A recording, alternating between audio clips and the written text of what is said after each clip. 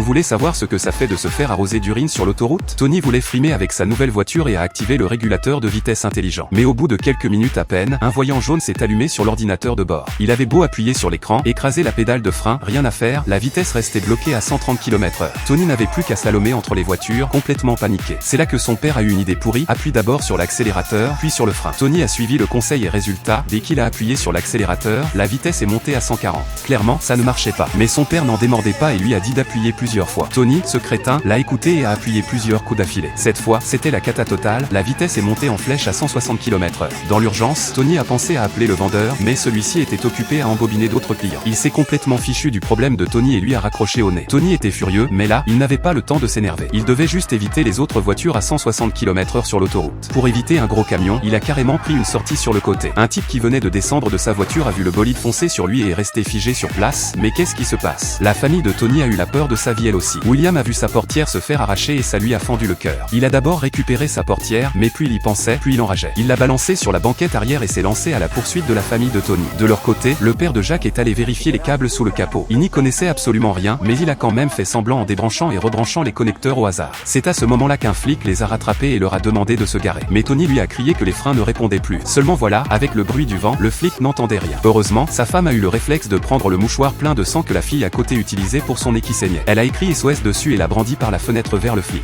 Sauf que le vent l'a arraché et le papier s'est collé direct sur le visage du flic. Le flic a sursauté et l'a arraché, et le mouchoir s'est envolé pour aller se plaquer sur le pare-brise de William qui arrivait à toute vitesse. D'un coup, il ne voyait plus rien et a dû freiner en urgence pour se ranger sur le côté. Il était hors de lui, d'abord il m'arrache ma portière, et maintenant ils essaient de me tuer. Sa rage était à son maximum et il s'est remis à leur poursuite. Tony continuait d'appeler le flic à l'aide. Cette fois, le flic a enfin compris et a immédiatement contacté le central pour demander l'évacuation d'urgence du péage. Mais quand la famille de Tony est arrivée au péage à 160 km/h, ils se sont rendus compte que les flics avaient dégagé la mauvaise voie. Sans autre choix, Tony a donné un coup de volant brutal, s'est engagé sur la voie en sens inverse et a foncé droit devant.